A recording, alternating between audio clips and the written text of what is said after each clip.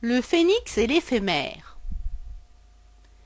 Un phénix aux ailes déployées planait avec douceur au milieu des courants chauds.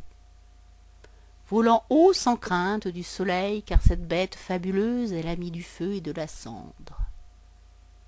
Cherchant un endroit pour s'y poser, il le trouva au bord d'une eau claire au calme reposant.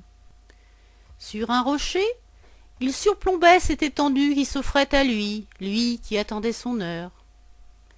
Un éphémère se plaça devant cet oiseau de feu, son corps longiforme et sa tête dressée en signe de défi. « Toi, l'Éternel, que viens-tu faire ici bas? N'as-tu pas mieux à faire que de nous narguer, nous, les insectes, à la si faible vie ?» Le volatile le regarda avec égard. « Qu'as-tu ainsi à me courroucer? Toi, tu vis sans crainte de la mort, tandis que nous, de nos larves issues, ne vivons que pour mourir à peine sortis de l'eau. Peux-tu me dire la justice apportée à nos existences?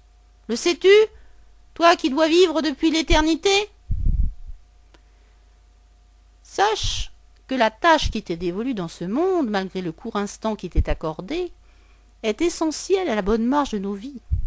Je ne suis qu'une légende en ces lieux, tandis que tu apportes la vie. Apprends-le. » À ces mots, l'éphémère mourut comme il le devait. Le phénix mourut également, se consumant brutalement pour ne laisser que des cendres. Puis, dans une gerbe de feu, il renaquit.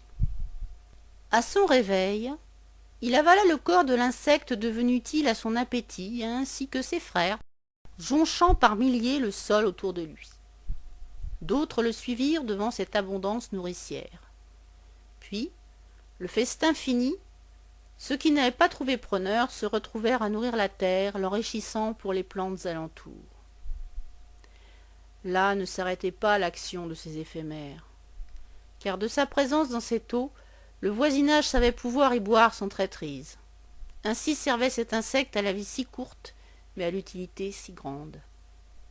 Le phénix déploya ses ailes et s'envola à nouveau, tandis qu'au fond du lac Salvateur, il voyait grouiller les larves qu'avait laissées derrière lui cet éphémère qui ne comprenait pas sa vie.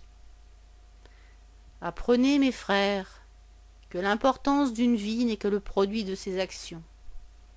Il est oiseux de croire que la grandeur vient des illusions.